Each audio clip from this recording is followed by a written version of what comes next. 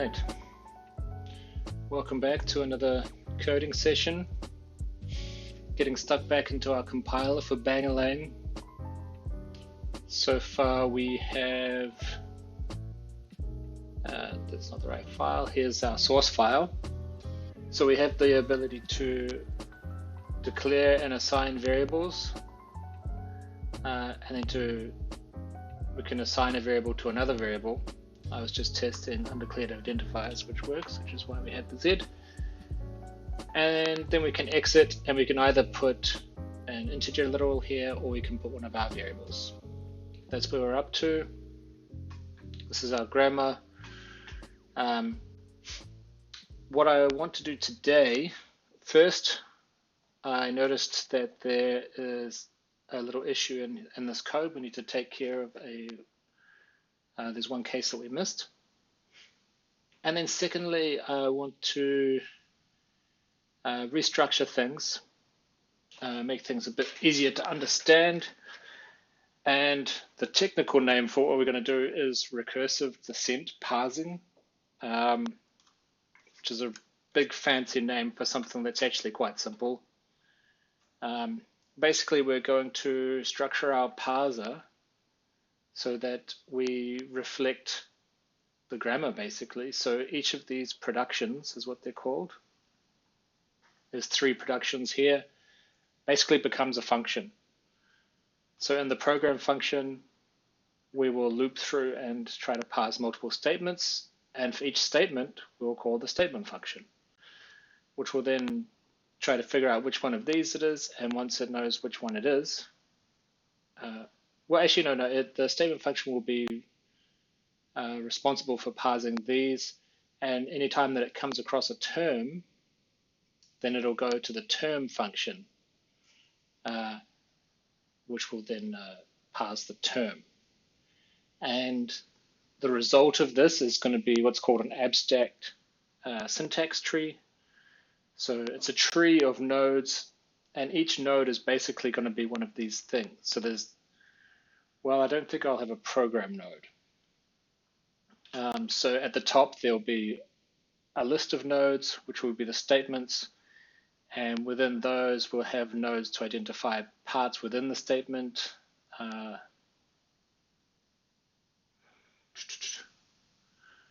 Yeah, I'm not sure. This is my first time doing it, so I'm not sure exactly how it's going to end up being structured. But yeah, we'll have some nodes that combine together to make the statement. So they'll be children of the statement, one of which will be a term.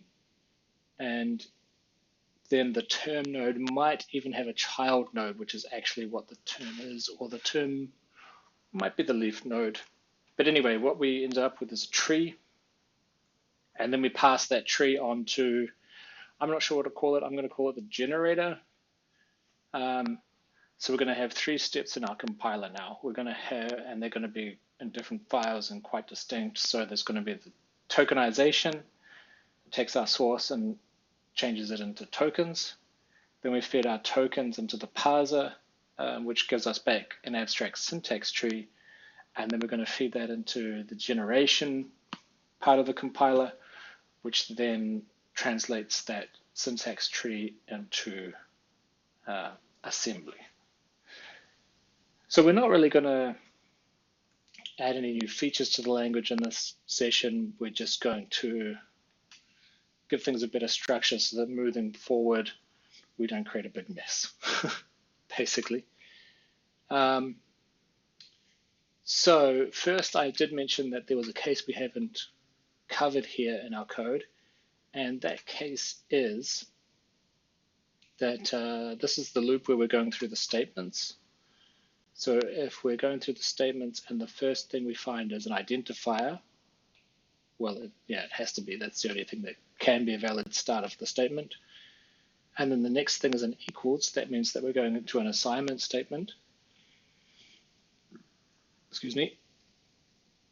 And then the third thing is an identifier. So no, whether it's an identifier or not is not important, actually, the third one. It's more about this first token. So the token on the left of the assignment in this case y,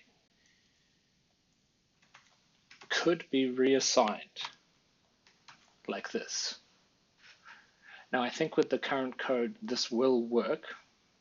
We can do a quick test. So the exit code should be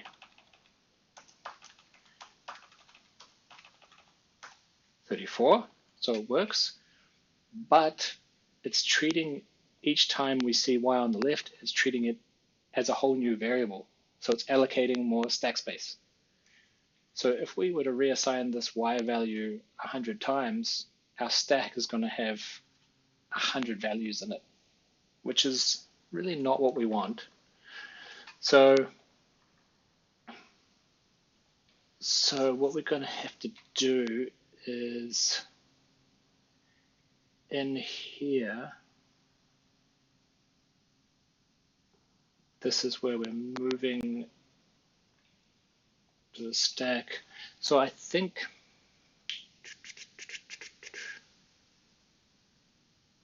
maybe to make things easy, I think what we will do is we're going to, like this, we split into two steps. First, we take our existing variable value and we put it in racks, and then we move racks to the new variable. So let's do the same down here. We have an integer literal. Let's put that integer literal into racks. I don't think I need the Q word for that. And then we'll put racks in. So this does not need this. So we split that into two steps, just like the one above. Let's compile that and have a look.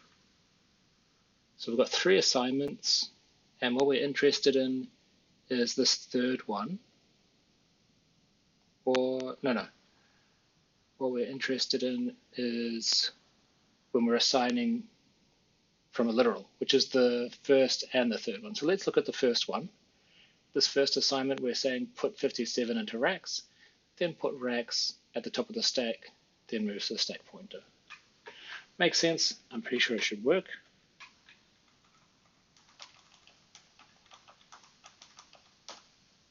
And it does.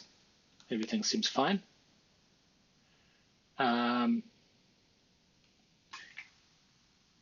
So what that allows us to do is split things out a little bit. Okay, so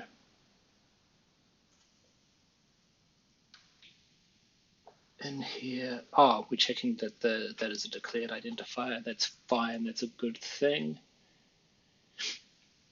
So this part is taking the value from the existing variable, and this part is taking the value from an integer literal, and then this part at the bottom, we can move down here. This is a common part, right? I just got that from up here, but if we look at the second part, the else if for integer literal, it's exactly the same, right? It's all the same code. So we can take that out of there. So now our if else is determining where the value comes from. You know, here it's coming from existing variable, here it's coming from an integer literal, but either way, it's going to end up at the top of the stack, and then we're going to move the stack pointer. Now this is where we want to check, you know, is this a new variable or is it an existing variable? So if this is in stack vars, so if the token on the left-hand side of the assignment is in stack vars, that means it's an existing variable. And if not, then it's a new variable. So what we've done here is really handling the new variable case.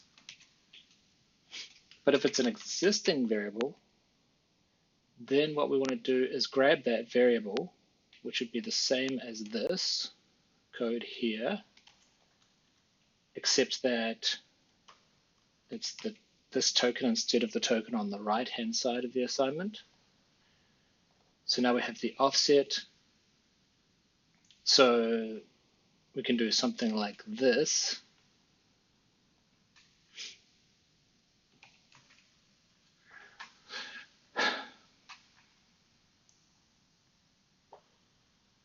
So here we're assigning it to the top of the stack and then moving the stack. And here we actually want to just move it to where that variable is, right? From racks, because that's where we, up here, whichever, whether it was an identifier we're going from or an integer literal, both cases we put it in racks. So down here, we just need to grab it out of racks. Here we grabbed it out of racks and put it on the top of the stack. Here we're putting it at an existing place in the stack. And I'll call that assign value. And I think that's it. So that should compile and it should still work. 34. Great. Which means that this assignment worked. It's the second assignment. This would have been the only time where we would have ended up in here. And we can verify it in the assignment, the assembly. So here we're assigning from an integer literal. And here we can see this is exactly the same except for the top line, which is coming from a value on the stack. And here we can see we're coming from an integer literal as well. But instead of this, instead of going to the top of the stack and moving the stack pointer, we're going to another variable on the stack, another variable on the stack. Cool. So now that we've cleaned that up, maybe I'll just make a commit there. So I'll say Bangalang 03 handle reassignment, like so. Now let's get into our parsing. This is the fun part, I think. So let's make a new Odin file, parsing, add, go package main, and then we'll say parse program. So I'm going to make a function. Why do you want to do 4 spaces? I don't know why that is, because in the other files I've clearly got 2.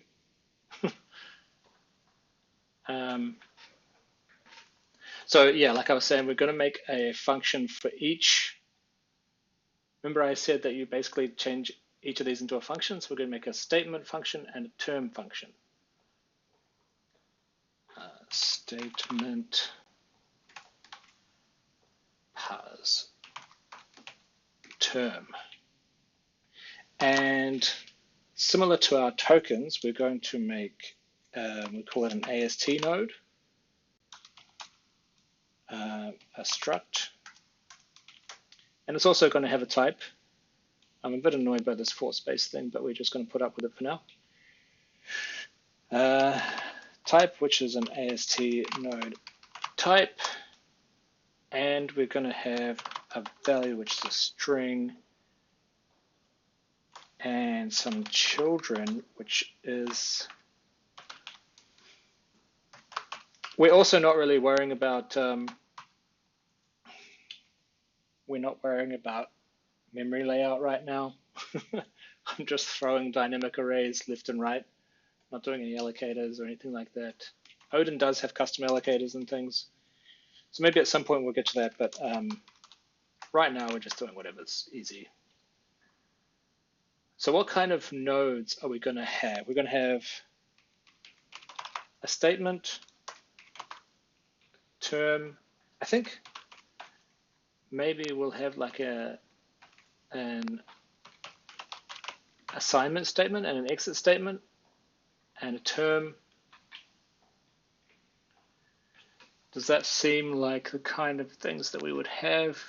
I mean, I think so. Let's see how much this structure makes sense in the end. I'm just kind of making it up. And now we're going to say nodes. When we parse the program, we're going to get back some nodes. And we're starting with a dynamic array of tokens. I do think when, so Odin's pass, what do you call it? Procedure, calling conventions. They're a little bit implicit, and I'm not really exactly sure how they work, but I think the idea is that I don't really need to worry about passing a pointer here or something to prevent a copy, because by default, this is immutable. The parameters are immutable, so the compiler can optimize, and you don't need to worry about that sort of stuff. Okay. And all these other functions is just going to return a single AST node.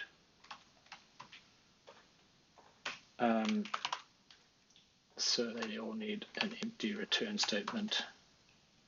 And I think what I'm going to also do is go split this out so we have like a function for each kind of statement. And that's a bit cleaner.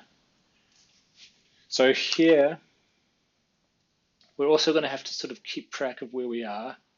We did talk about doing like a stream type thing. I think I'm going to keep delaying that just to keep things not too complex. So we'll say index is 0, index is less than the length of tokens. I don't know that we want to do an increment at the end. I think we want to do plus equals. So I think we want to parse the statement. And we'll take in the tokens and the index. So that'd be tokens index. So we're just going to pass on the whole list of tokens and the index so we know where we're starting. Actually, I might call that start index. And that's going to return, I think, also a token count. And that's going to be how many tokens we used, essentially. How many tokens did we finish parts? Oh, whoops, I've doubled up on these things. That's why it's all confused. Just going to pass back, yeah, how many tokens we used to do the parsing, so then we know how much to increment here. So if I just go node token count as the result of parse statement, so then that's token count, and we will append, whoops, I think you can do semicolons, but you don't have to, so I prefer not to. Like that. And is that going to complain because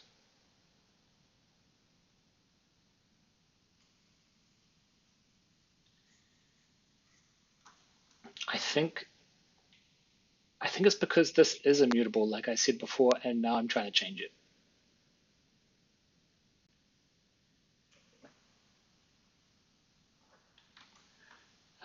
Dynamic token AST node. Because I am saying address of should be a pointer to token, dynamic token, right? So which side does the pointer go? not that side, this side, and then just tokens.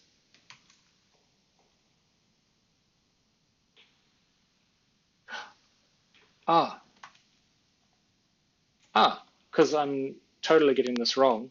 It's nodes, address of nodes. That's what we're changing. We're not changing the tokens.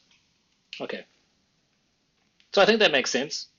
We loop through, parsing a statement, and each time we should get back a node, the statement node, and the token count, which is how much we use. So we increment by that, and then we do it again until there's no more statements.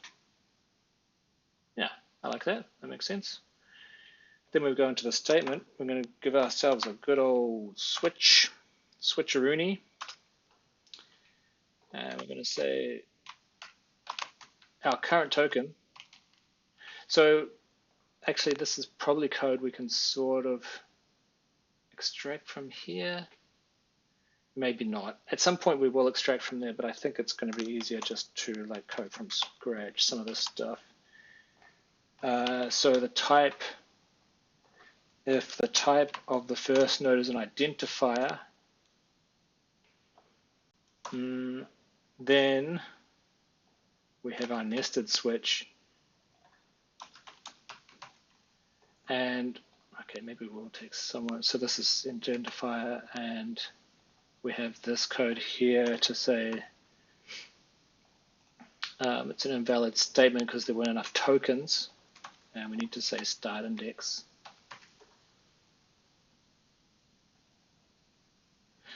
We do need to count how many tokens, so maybe I'm going to say, maybe we'll keep track of the index. So let's say index is start index, and then if we say that, then we go, okay, great.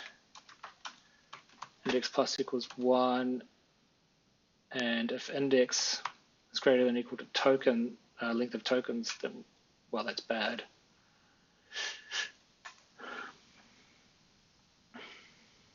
Yeah, and we're going to need to import some stuff and say, trust me, bro. So we need just some imports. These two imports here, so that doesn't yell at me. So so we've figured out the first one is identifier, so we go past it. We still have space to keep going. So let's see what the type of this one is now. And this is also going to be partial. And if we got an equals, then what we want to do is parse an assignment statement. Now this is a little bit unique, isn't it? Maybe we shouldn't be keeping track of this here, because this one is kind of just a router. It just routes to these other functions. So let's not do this here. Let's say start index.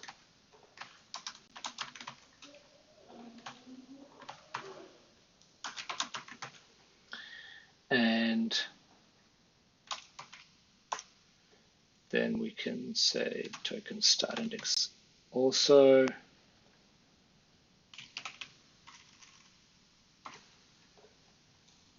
Can we, what happens if I do that? Because it also returns the same stuff. No, I can't do that.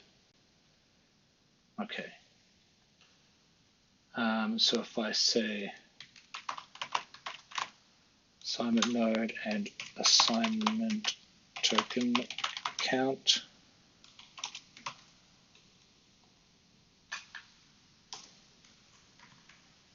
and assignment count mismatch 2 equals 1.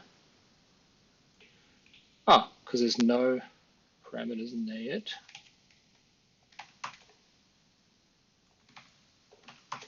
They basically all take the same. Okay.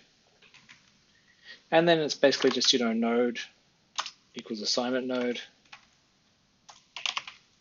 token count equals assignment token count.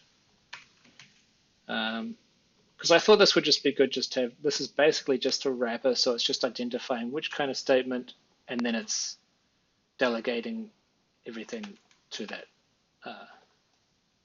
type of statement. So if we have opening bracket here, that means we want to parse an exit statement. Like so. And the reason I didn't sort of do this maintaining the index is because we're just handing off and we're just going to use the results of those to fill these out. So there's not really much point in us keeping track of an index in here. Then when we parse the assignment statement, this is going to be like assignment. So this is where we knew that we were with the assignment statement. But this is mostly, yeah, most of this code is actually the generation side of things. So what we're going to do is we're going to verify that there is another identifier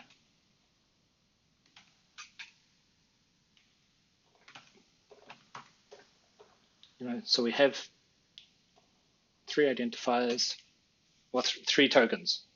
Should be identifier equals and then something, what we know so far. And I'm going to say node dot type equals assignment statement. We're not going to have a value here. We're going to have some children. So we need to create those children. So the first child is going to be what's on the left. So that will be the LHS node, I guess, which is an AST node. And it is going to be of type identifier. Or is it, it's a term?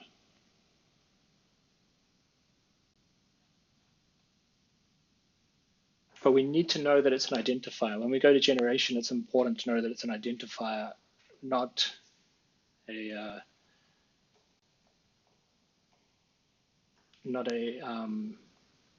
integer literal.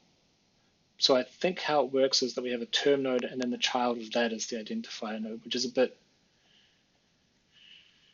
feels a bit weird to me at the moment. Like instead of a term node, why don't I just have directly the other ones? But let's just go with it for now,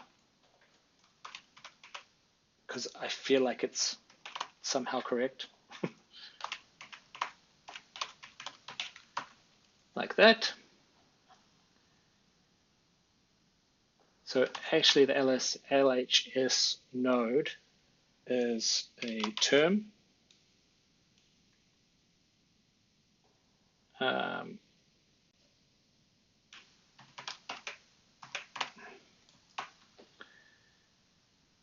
And let's call it the LHS child node as an identifier. So why is this a problem? Too few values in structure literal. Expected 3 got 1. I guess you have to do all of them, but actually all I want to do is the value. So if I do that, is that going to be okay? Yeah, okay.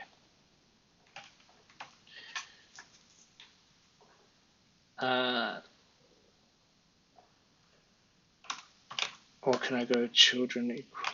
I don't think you can do this.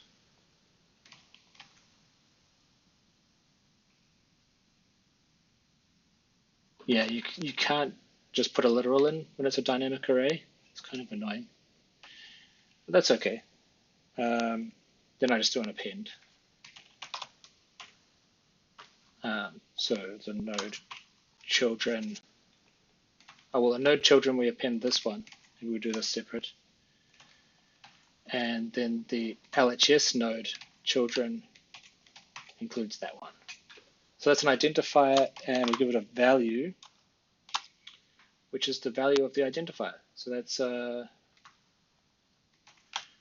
token at start index dot value. No, just like that. Okay. Yeah. So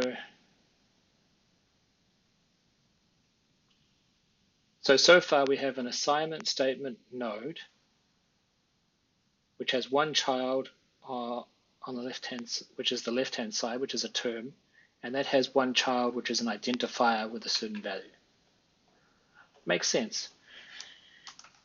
Then we need to do the right-hand side, and there's two different ways that the right-hand side can go down. So, I mean, it's always going to be a term. So this part we can do, we just add another node to our assignment. But this part is where we're going to go a bit different. So this is where we're going to have maybe another switch on the type of the right-hand side node, the token. And the first case is going to be identifier, whoops. And the second case is going to be integer literal.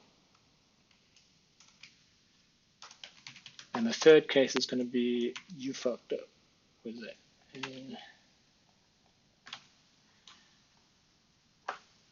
Like that. Okay. So depending on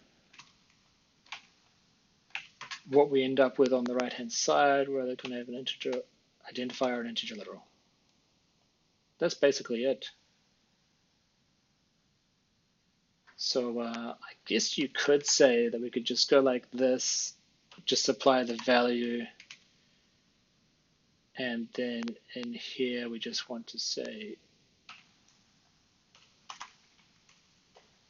no, that's what we already applied, right? So we just want to say that this is an integer literal or an identifier.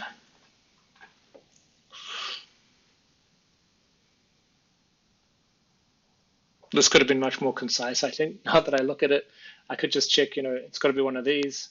Otherwise, we print that, and then we just say this equals that type. But this is fine.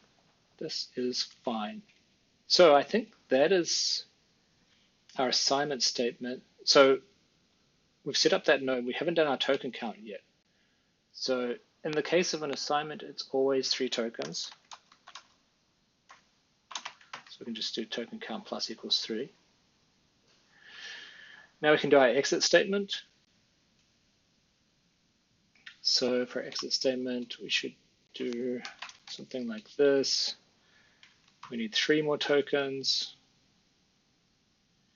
And how did we do? So equals opening bracket. Oh yeah, we checked that the second one was an opening bracket. Then we also check what these are. So in here, we want to say, let's just verify the brackets for now.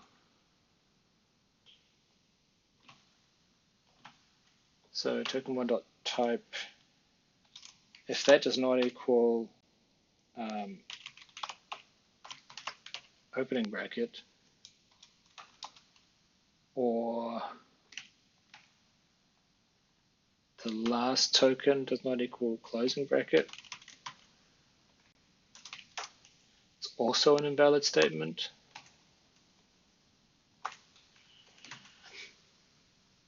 And then finally, we want to have a switch like this, because it can be identifier or integer literal. And our token count is going to be always 4 for this one.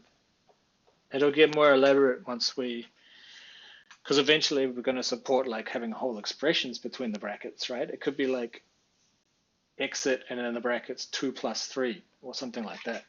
So then there's a variable amount of tokens, but right now it's fixed. We always know it's 4 tokens for an exit statement.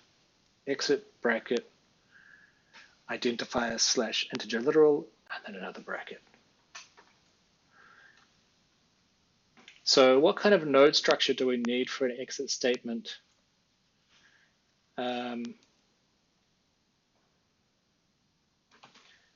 So of course we're going to have to put the, so this was after these guard clauses to make sure that everything's okay. We say we're an exit statement, then what other information do we need, really? We just need what's getting passed to the exit statement. So I think we just need like one of these, and we can call it like param node and param child node.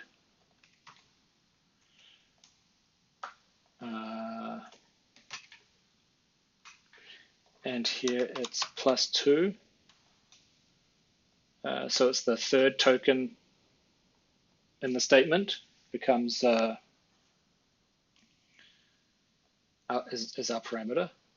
So that's the value we put in. And then depending on, yeah, also +2, depending on what type it is, we set the type.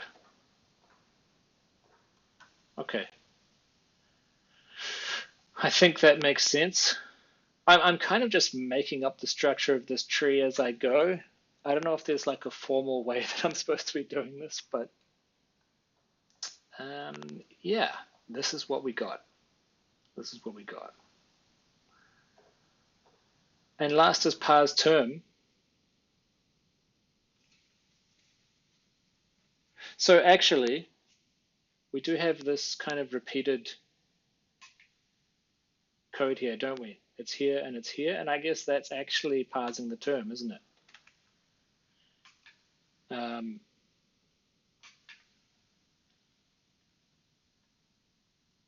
So it's actually just like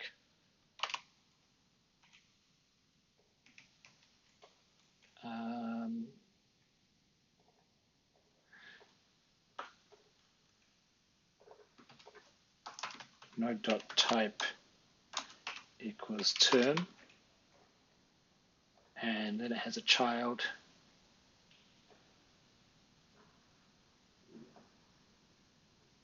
Yeah, so we need a term node and then a child node.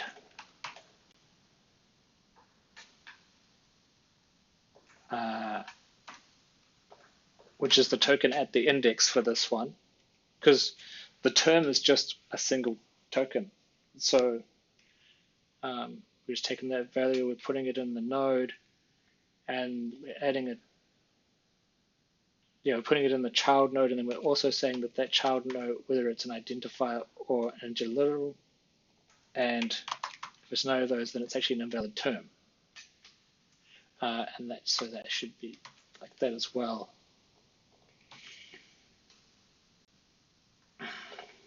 So maybe we can do something smarter with this token count now, because this code to here is getting replaced with this code does not get replaced. This needs to go down here somewhere. But it's this code becomes parse term.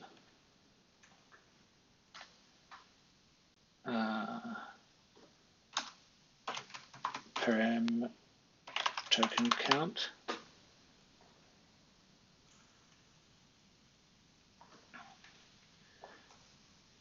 And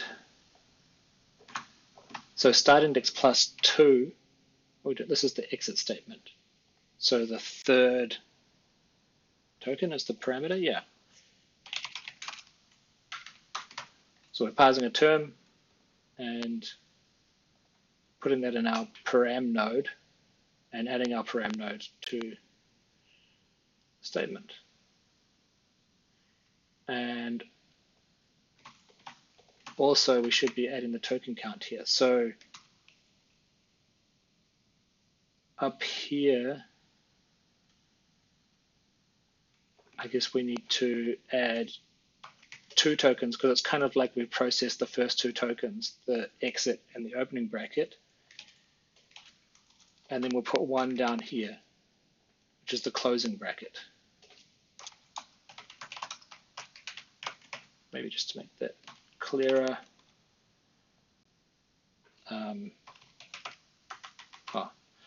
Identifier. Yeah, I'm beginning to see a pattern emerging here, but let's go with this for a while longer. I do like to go for a while, let the pattern emerge, and then find an abstraction that works. So, yeah, and then up here, we have the same thing. We have this. In this case, it's our right-hand node. So we want to do something like this. And the right-hand node is also the +2. So I think we just go RHS node, RHS token count, and yeah, the node gets that, and then that. And there is nothing after the term. But before the term, the left-hand side is not a term. Left-hand side is just an identifier, as we've defined it in the grammar. So maybe the left-hand side, we can just do this.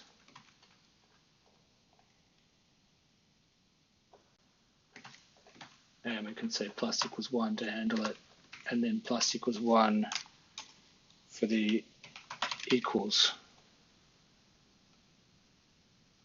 Yeah.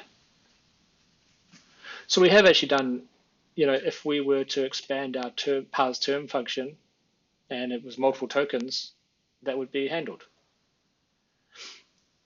So I think that is our parser.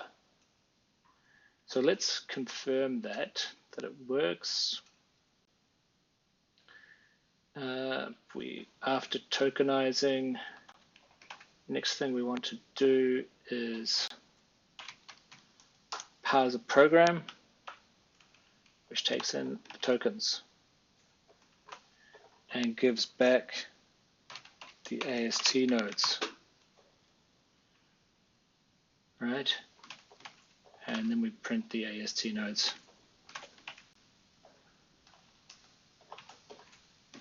Like that. Oh, that's file print line.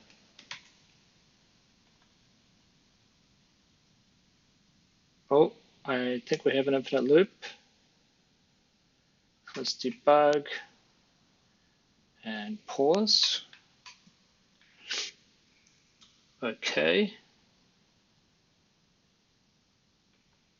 So we're in here, index is 2, and token count is 0. Okay, I think maybe when we parse our assignment statement,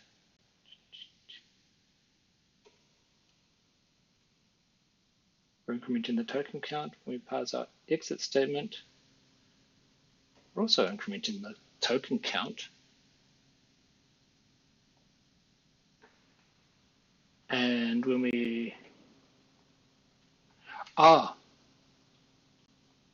well, it shouldn't matter, but we can name these properly.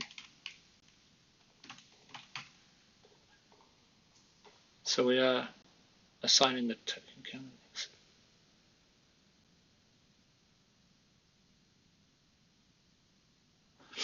Interesting. Let's try running that again. Oh, let me just make sure it's saved.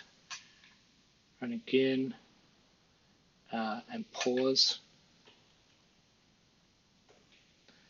So parse program, the token count is 0.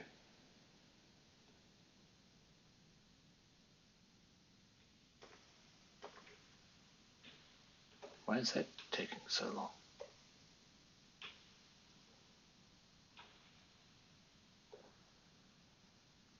So pending an assignment statement.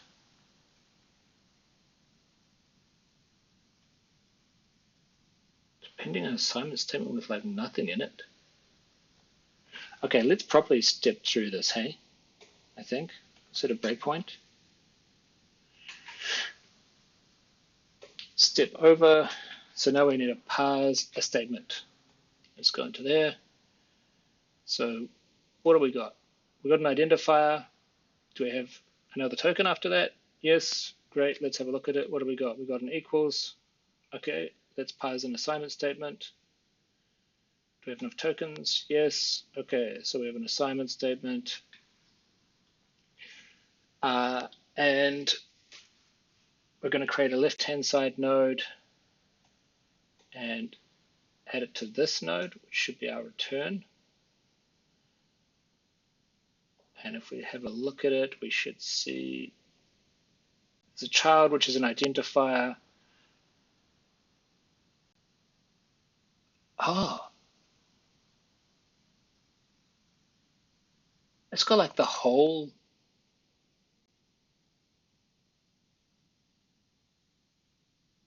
string, but it's got length 1. Huh. Oh. Oh, is that right? I'm a little bit confused about that. I don't know if that's just the way that it prints out. If we go to the left-hand side node, that's the identifier, the value. Okay, X. But that's just the pointer, so it might just be showing the first one. I'm really not sure if this is giving the right information. But if we, so then we increment our token count. So token count is 1, token count is 2, and we parse a term. I probably shouldn't have jumped over that. Maybe I should have looked in, but let's see. So our, right-hand side token count is 0. Right-hand side node is a term. Its value is null and has one child whose value is length 2 starting from there, so I'd say it's 57. Which makes sense. Everything makes sense except for that token count. That token count is not right. I think we need to, in our parse statement, I think we need a default case here. I think that might be why we're in an infinite loop. Like, we haven't incremented our tokens enough, but because we just came in, so we just come into parse statement.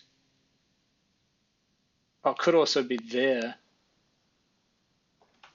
We need to do there. So in both of these cases, we need to say like, this is an invalid statement if we don't find the right types of tokens. But it was actually in the term. So yes, in the term, we do not increment our token count. So token count plus equals 1. Let's try that. There we go. So we have an assignment statement. Its children is an AST node with identifier X. And is that it? No, yeah, that's the first AST node, and the second one is a term which has a child, which is an assignment statement with value 57. excuse me? We have a term, and the term's children. That's an assignment statement with value 57. Let me have a look at that source file. So I think everything is right except that it's not an assignment statement. It's a term. So it's like we're taking this node and then we're somehow putting an assignment statement to it. Here's the right-hand side node. How the fuck does that happen? So, pardon my French. This is the only place that assignment statement happens. It's on parse assignment statement.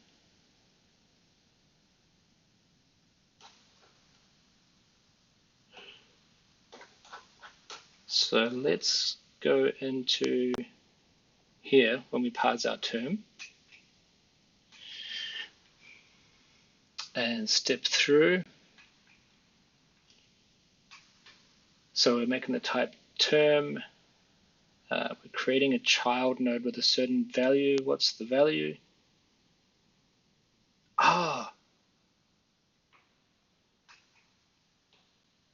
It has assignment statement by default.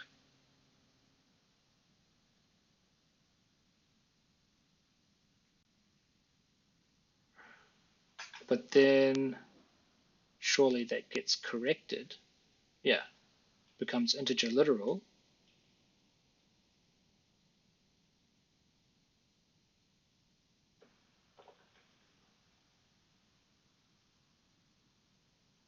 But maybe that needs to happen before the append, because that maybe that copies it into that, yeah, probably copies it into the dynamic array, and then I'm changing the one that's not copied in.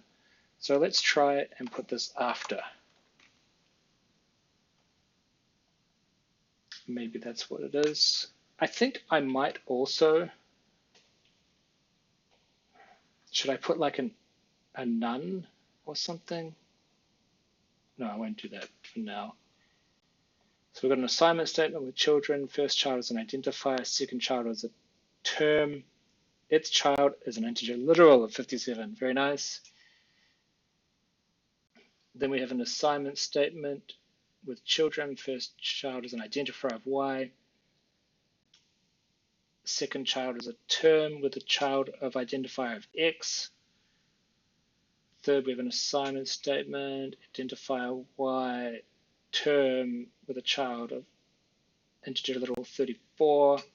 Exit statement with a child of term with an identifier of Y. Okay. Whew. I think we have an abstract syntax tree now. So now, we want to do generation, and we're gonna kind of mirror the structure. I think, like generate program, which is a procedure, which takes in a list of AST nodes. So I'll just say nodes, which is a dynamic array of AST node. Should probably just be like that.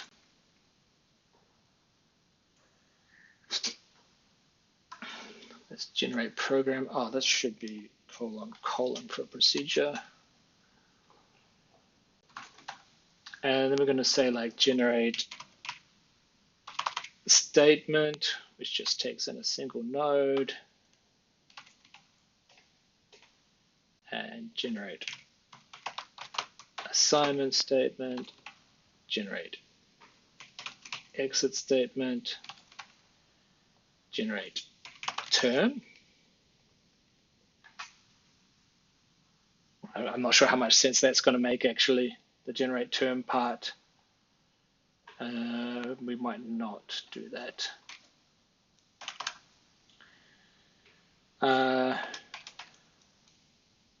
And I guess we're also going to bring in the file that we're writing to, which I think is a handle. Like an os.handle.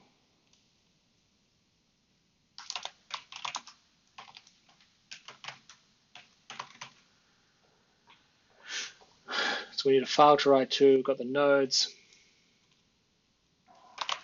for index starting at 0, index less than length of nodes.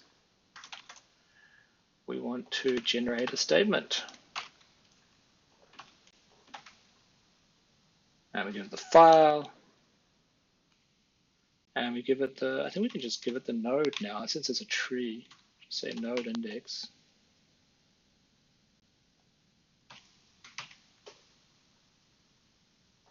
What's wrong with that? Another semicolon.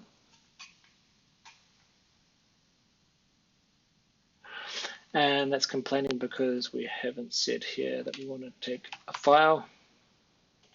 Q. So all of these need to take a file that we're writing to. And this is where we can start ripping this out of this area. So we have this.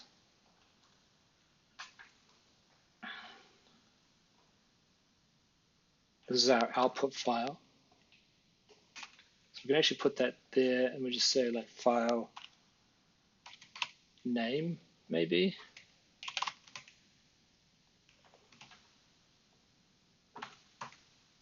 And we need to be able to format.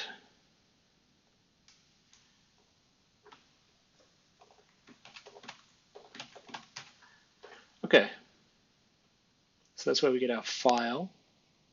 Also, at the start, we always print this.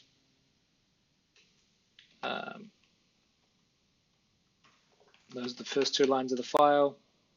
And at the end, we always print this. That's our catch-all exit.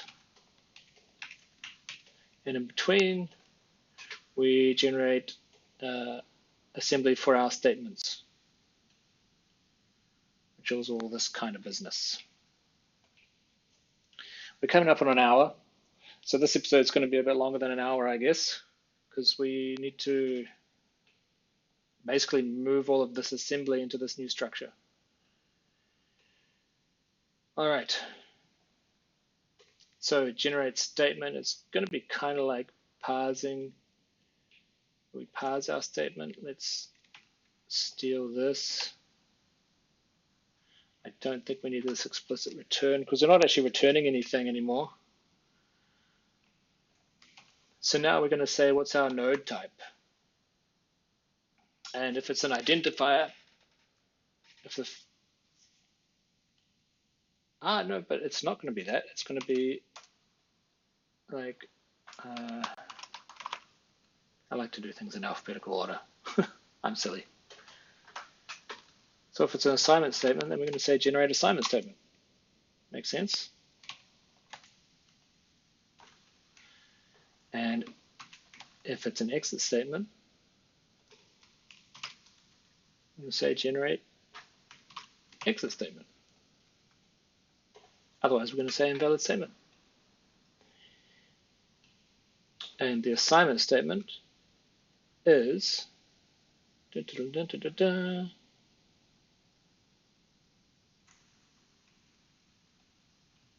this code.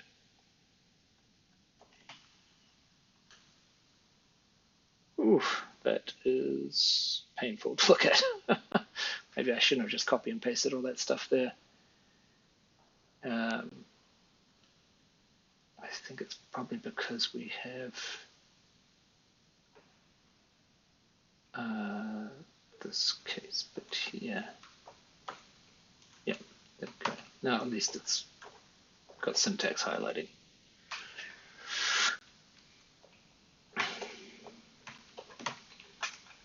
So at this point, I think we can assume a well-structured tree. We should probably add some tests to make sure that the parser is correct. But I think we can, at this point, assume it's all parsed correctly. We don't need to do this kind of like, do we have the right amount of tokens business? We can print our comment. This is also checking if we've got enough tokens. And now I might just do some indenting so it doesn't hurt my eyes. I guess that was like that. Okay, that looks indented correctly. So what are we actually saying here? Is it an identifier on the right-hand side? Well, what is the structure of an assignment statement? Assignment statement has children. First child is an identifier. The second child is a term with a child. So let's say term node should be node.children1.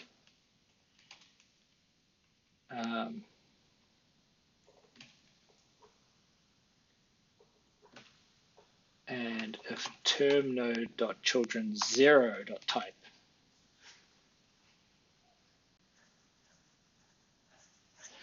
is an identifier. So if that means that if, let's call this RHS node again, because I feel like that is clearer, that we know what we're talking about.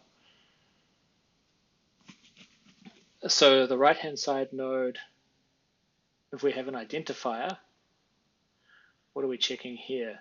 We're checking if that identifier exists. So I think we also need to pass our vars into here, which is a map from string to int. Is that how you do it? I think this one probably is going to need to be a pointer because we're going to need to be able to modify it. So let's do that. I'm going to need to be able to pass it through all of these. Yeah, let's see about this generate term. I'm not sure if that's going to make sense because I think the different places where we find a term, we're going to need to handle it differently. So we do need a stack pointer and stack vars. Maybe we can encapsulate that in a stack struct. So when you have one thing to pass around. So what would you call that? Top,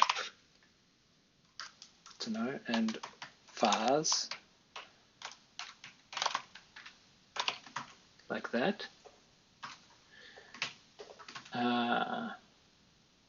So then we'd just say, oops, stack, like that. But it does need to be a pointer still. By making it a pointer, because the parameters are immutable, it means the pointers are mutable, but the thing it's pointing to, we can still modify. That's how you get around that immutable business. So now we need to create a stack.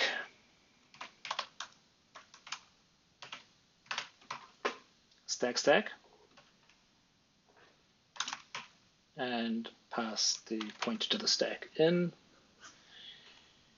And we need to forward it along to these other functions. But it's already a pointer, so we don't need to do that. And then now we have the stack information, so we can modify this code to suit us. So we're saying stack.vars. Even though it's a pointer, it's got auto dereferencing, so we don't have to do this arrow business. So what are we saying here? We're saying the right-hand value, which would be in here. So if that identifier is in the stack, if it's not in the stack, then it's an undeclared identifier, and we print out what the identifier is. Otherwise, we grab it from the stack, and then we say stack.top, and we print our assembly. And now we're saying the other case where actually it's an integer literal, which just means we take it and plug it straight into the assembly. Easy. Okay, so this is not so hard to convert actually.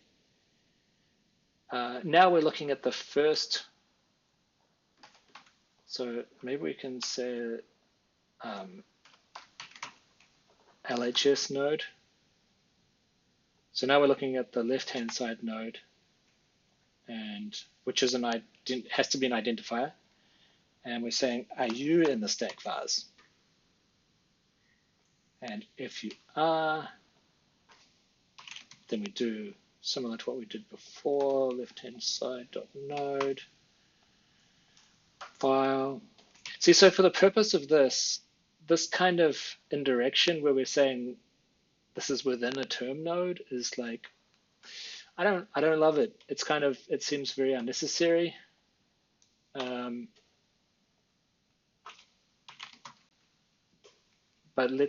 we'll leave it for now.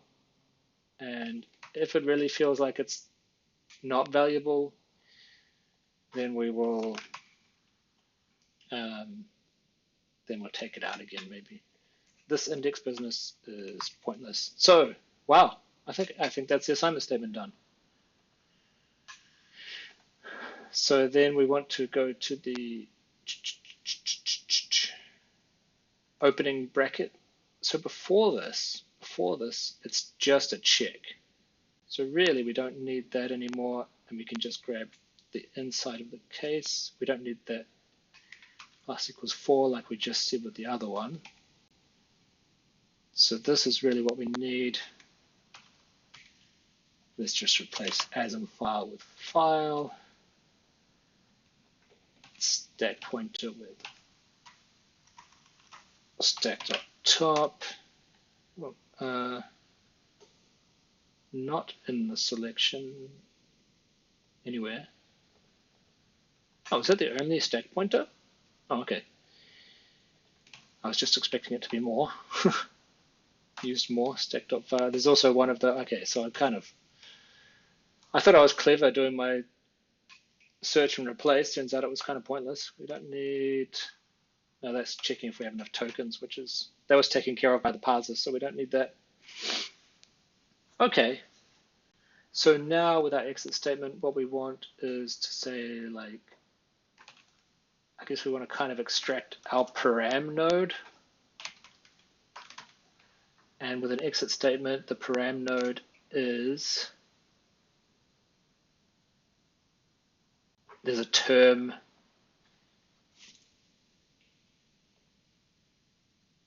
and this is that term identifier business again.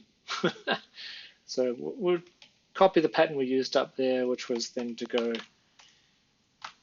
children 0 again.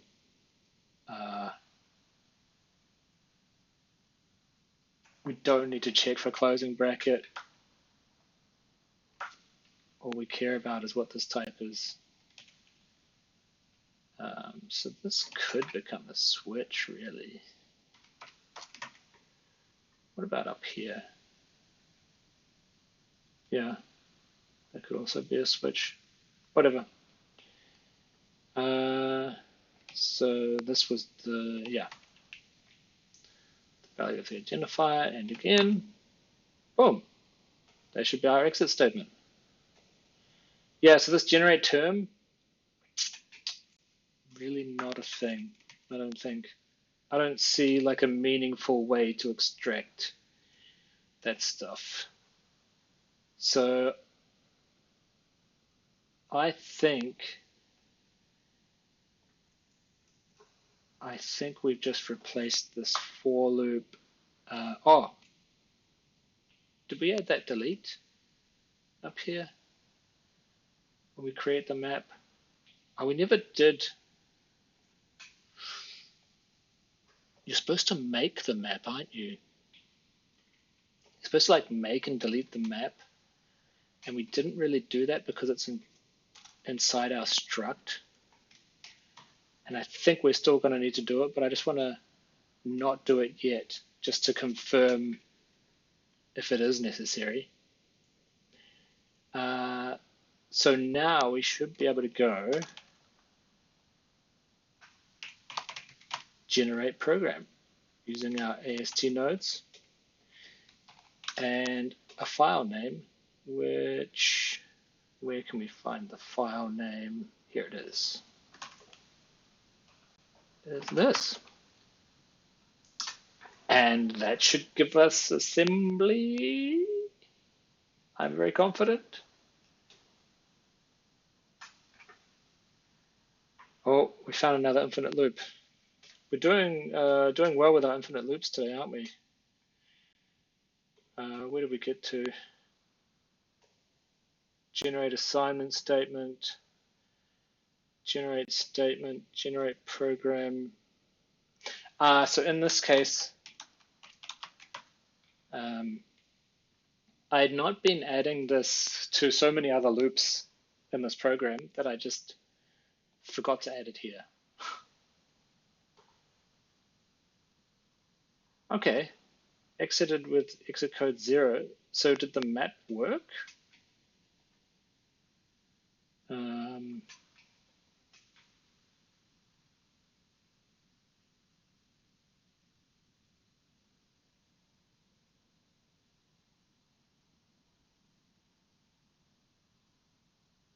I mean, it looks legit, doesn't it?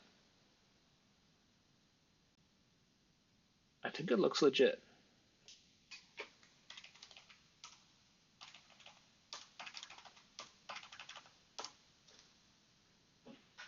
I mean, that's what we're expecting from this program.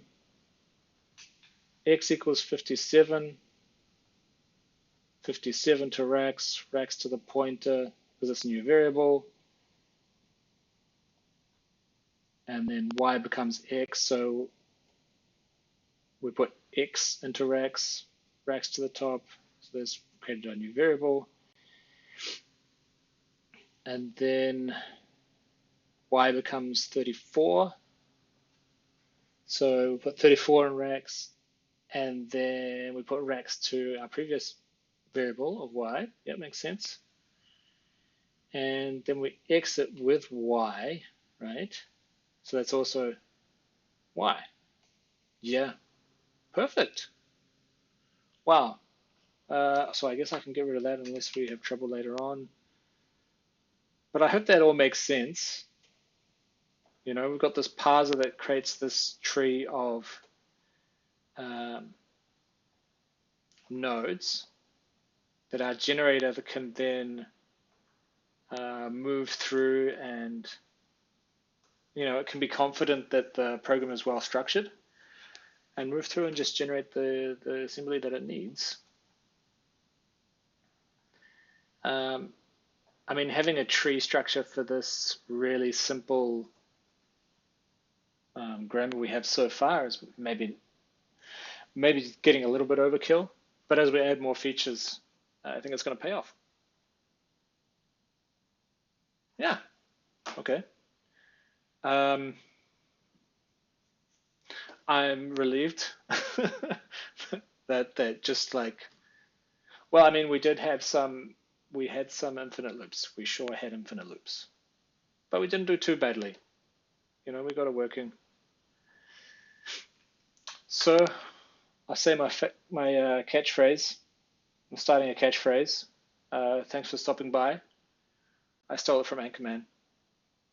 So thanks for stopping by. I'm going to keep saying to like my videos, of course. But yeah, I really do want to use it as a way to gauge interest in certain projects, because I have other project ideas too. Maybe like some simple physics engines, or a rasterizer, I think would be a cool one. So I've got a few things in mind, but I'm really enjoying this one. So I'm hoping you guys are too, and we can keep going. All right. Ciao for now.